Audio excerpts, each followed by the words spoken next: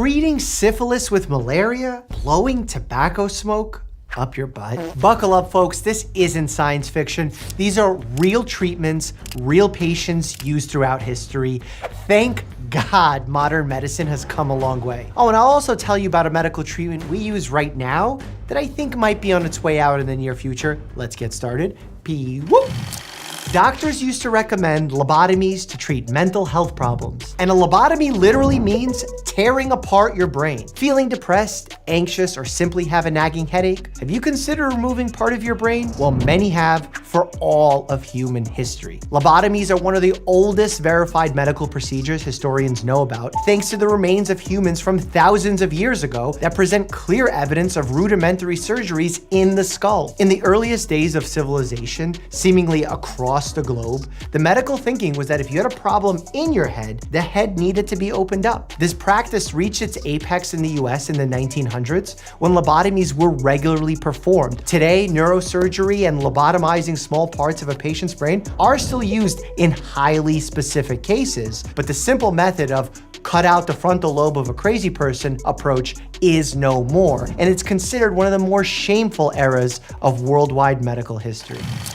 Doctors used to recommend cannibalism to treat everything. Throughout a large chunk of human history, doctors in Europe regularly prescribed corpse medicine, or the practice of consuming the remains of dead people for medicinal benefit. The problem? There was no medicinal benefit. The thinking was that if you had a problem in your head, you would eat the ground up remains of someone's head. You see, this is why we don't put much stock into treatments that make sense or experts believe in unless they're proven with evidence. Obviously, no such evidence that this barbaric practice ever worked existed, but that didn't stop apothecaries from 16th and 17th century Europe from turning a profit selling blood marmalades. Consider it the goop of the Renaissance. It goes without saying, consuming the remains of Egyptian mummies or slain Roman gladiators does not cure any illness. And in fact, it comes with the extremely high risk of poisoning from eating decayed, infected flesh.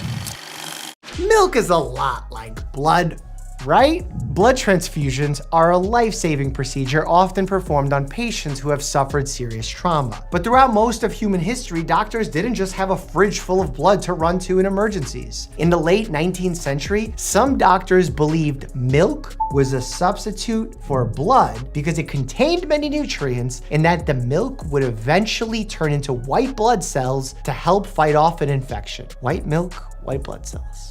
See how they got there. Obviously, this didn't work, but it didn't stop doctors from trying. In one well-documented and frankly unbelievable case, Dr. Joseph Howe treated a sick woman with what he believed was a groundbreaking idea. Not cow's milk, he said, but human milk. A woman in the hospital actually donated 3 ounces of breast milk, which was intravenously injected into the sick woman's veins. Needless to say, the results weren't just ineffective, but actually negative, causing the patient's heart rate to spike while she convulsed in pain. Dr. Howe managed to stabilize the woman by injecting her with morphine and whiskey. To no surprise, she unfortunately died 10 days later. Doctors used to prescribe the mosquito-borne illness malaria to treat another disease, syphilis. I realize that sounds pretty outrageous, but what's even weirder is it actually worked. Syphilis is a bacterial infection spread through sexual contact. Prior to the widespread use of condoms and the invention of antibiotics, the disease was rampant across the globe, suspected to have infected some highly notable figures like Al Capone and Adolf Hitler. Untreated syphilis in its late stage spreads to organs, destroying them from within, leading to potential disfigurement or even death. One way your body fights off infection is by giving you a fever, which creates an environment too warm for invading bacteria to survive, and one in which your immune system thrives in. But why malaria? Well, it's caused by a parasite in mosquitoes that causes extremely high fevers. And we actually had a treatment for malaria. So in the early 1900s, Dr. Julius Wagner Jauregg had an idea. Give his patients who were sick with syphilis, the parasite that causes malaria, allow the fever to spike,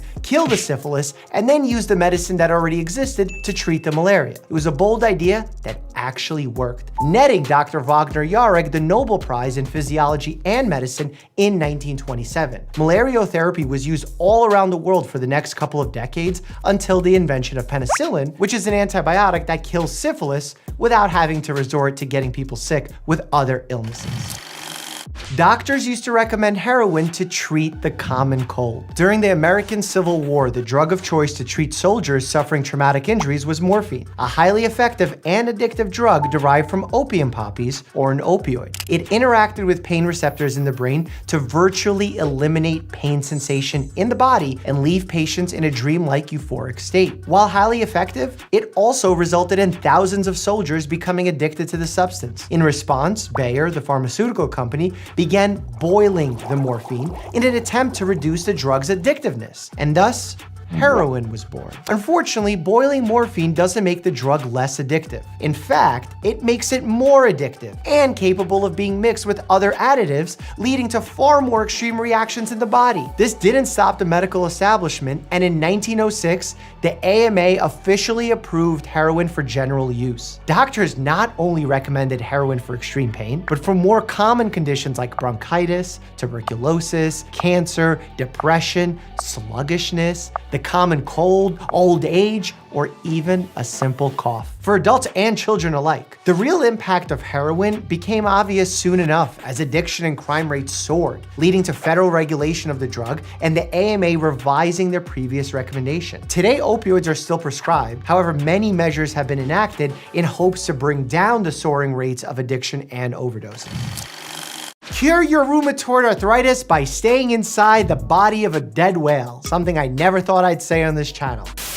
Look, this wasn't a practice that was endorsed by doctors, but it was publicized in papers as something people actually did. The way the story goes is that a drunk Australian man suffering from joint pain dove inside the body of a dead whale laying on the shore of Eden, New South Wales in the late 1800s. The man was a bit of a jokester and was trying to make his friends laugh. Disgusted by the smell and the idea of touching a dead whale, his friends didn't rush to his aid and left him on his own for escape. And upon leaving the whale, he claimed it cured his joint pain. The theory was that the fumes of the rotting whale created an aerosolized treatment for his joint pain. Advertisements literally popped up for whale hotels where those suffering from rheumatism could stay while they waited for a deceased whale to arrive on shore. If you could survive 30 hours inside the dead whale, your joint pain could be alleviated for up to a year. Kind of sounds like those oasis disease curing retreats that make ridiculous claims about their resorts. This one had a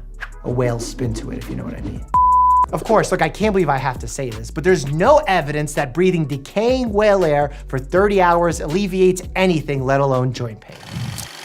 How about blowing some smoke up your butt to save someone from drowning? Native Americans regularly used tobacco as a form of medicine, something the Europeans noticed and took back home. The idea of blowing tobacco smoke into someone's rectum became the go-to method of saving a drowning victim in England. The theory was that someone who had nearly drowned was cold and wet both inside and outside of their body, so that if you blew tobacco smoke up someone's butt, they would be warmed and dried out from the inside, bringing them back to life. Quickly, this practice expanded beyond drowning victims, with doctors across Europe believing it was effective at treating all sorts of things, from headaches to hernias to cholera. The practice was not only useless to patients, but sometimes even dangerous for doctors. Before the invention of bellows, or the contracting, expanding device that sucks and blows air, doctors had to blow themselves. And in the event that a doctor accidentally sucked instead of blew, they would inhale a mouthful of contents from the inside of the patient's rectum, which actually led to infection and death of some doctors. Doctors used to recommend smoking tobacco as a treatment for asthma.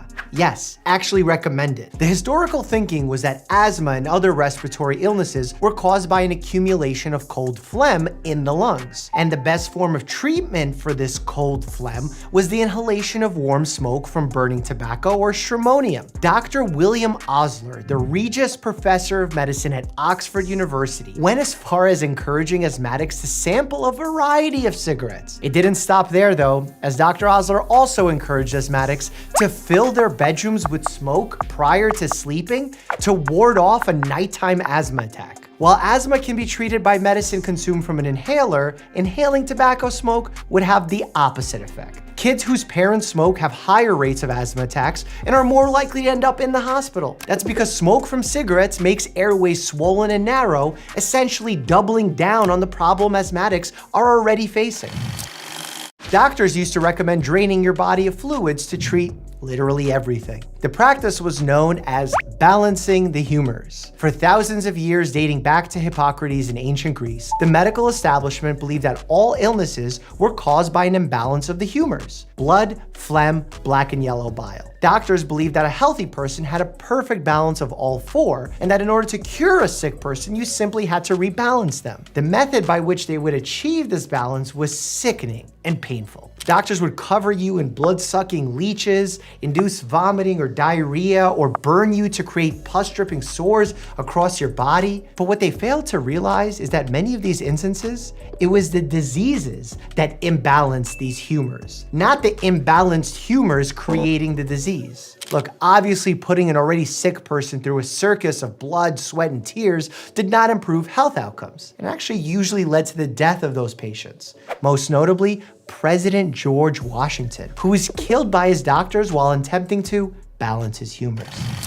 Army doctors around the world used to recommend methamphetamine to create super soldiers. The drug was popularized worldwide during the Second World War, when military doctors started recommending soldiers take the drug to keep them alert, awake, and energized. American soldiers took the drug to stay awake on the front line. German soldiers took the drug to blitzkrieg countries like Poland in record time. Japanese soldiers took the drug before hopping in planes as kamikaze pilots. Soldiers became addicted to the stuff, and companies started mass producing it worldwide. Of course, the war came to an end, and all of a sudden, military warehouses had stockpiles of surplus meth. It was then distributed nationwide by physicians who recommended it for a variety of conditions, like weight loss. Abuse of the drug eventually led to its regulation thanks to the Controlled Substances Act of 1970. Interestingly, meth is still prescribed by doctors in the US today under the name of Desoxin, but this is only used with very specific diagnoses like ADHD. But what about the medical practices of today? While we have certainly come a long way since blowing smoke up your butt, I believe there are probably some medical practices we do today that are going to be looked upon and really judged heavily in the future. One of those, I think, are colonoscopies. Don't get me wrong and hear me out here. Colonoscopies work in catching colon cancer early. In fact, preventing some cases of colon cancer by removing polyps before they turn into cancer. But the practice of having to stick a camera into someone's colon through their anus is going to be looked at rudimentary. At least I think so. I think there's going to be new technology that's going to allow us to either chemically detect, and there's already some early stages of this, colon cancer, or maybe even ways to enter the body without having to go in through the rectum. That's just my take. Which one of the medical practices you think today are going to be judged heavily in the future? Comment down below. And look, these were some cringy medical practices, but how about some horrifying medical devices physicians actually used to use? Click here to check these out. As always, stay happy and healthy.